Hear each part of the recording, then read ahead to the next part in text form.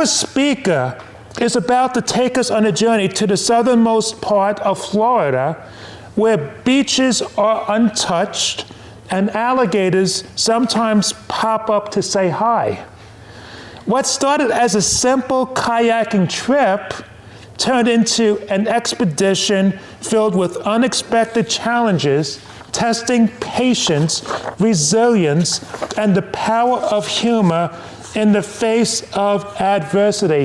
Please help me welcome to the lectern our first speaker, Daniel F.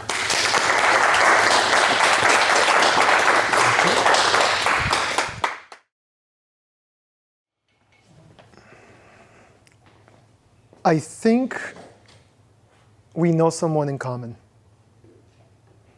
Fellow Toastmasters, our most welcome guests.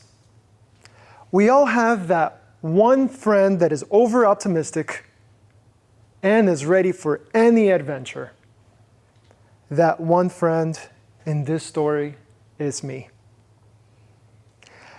As I came up with a brilliant idea of going into the Everglades, the southernmost part of Florida, where the Everglades meets the ocean.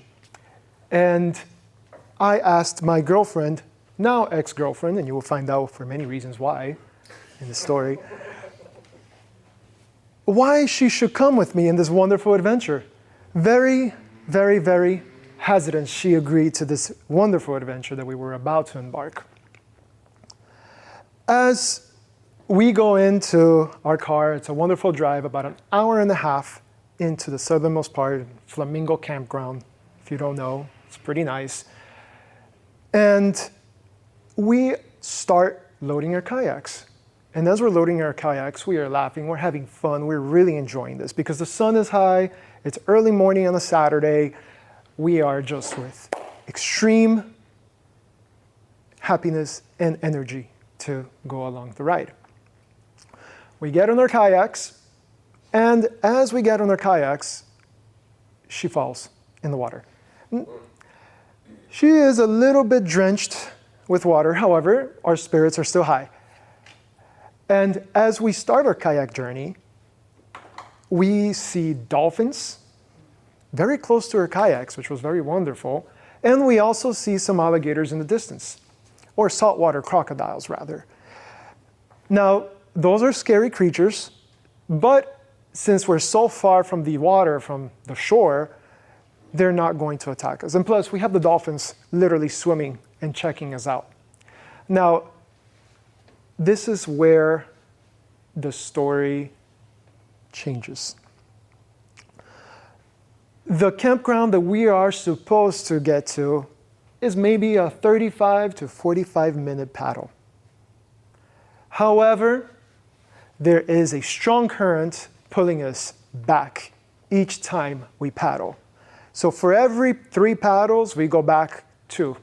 So something that would take 30 minutes to an hour end up taking 2 hours. It's okay, we get to see dolphins and everything in between. And as we so tiredly get to the shore and bring our kayaks on shore, my girlfriend, now ex-girlfriend, and again you will see why soon in the story, she asks me this one question. And this one question haunts me to this day. Daniel, Karen asks, where is the bug repellent? As I am stricken with fear and a cold sweat, I reply, oops. Yeah. And we're still with high hopes, we're still with high spirits. It's like, it's okay, everything's fine. At least we have this wonderful tent that you brought in this trip, which has this beautiful mesh that will protect us against all the bugs and everything in between. So we should be fine. And we see the sunset, everything is beautiful. I cook her eggs with bacon.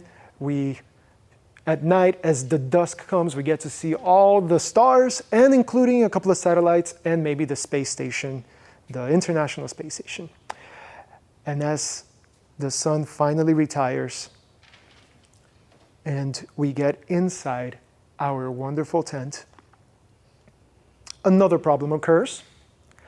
This time, the mesh on the tents weren't small enough to stop the really, really, really small insects. So as we are sleeping, or trying to sleep rather, and it's the middle of the night, it is dead silent because there's no civilization around. However, the both of us are scratching and feeling all the bites from all the animals. And what is a wonderful scent outside of the tent at night, something magical happens in that part of the world. It no longer becomes a beautiful golden sand, but it actually becomes dark with a bunch of creatures around. Now, you will see spiders, you will see little crabs, you will see all the insects that you probably don't want to touch, but at least the mesh protects us against that. And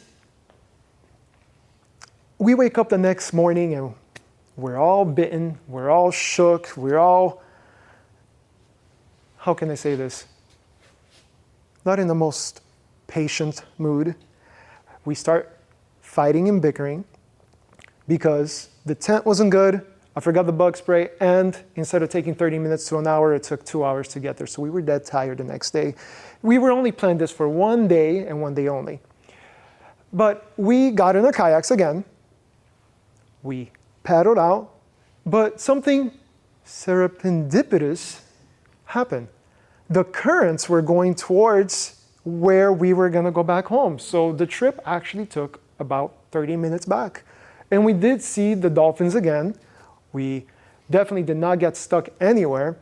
And as we got back in our cars, well, my car, we put the kayak back on top of the car and we start laughing at this wonderful trip that we had. Definitely said to me, she told me that she will never do this again.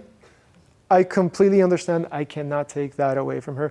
But what that taught us was that, number one, always double check when you pack. Number two, Mother Nature does not forgive.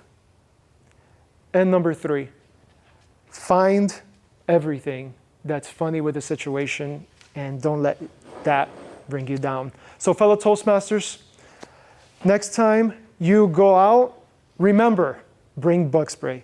Thank you.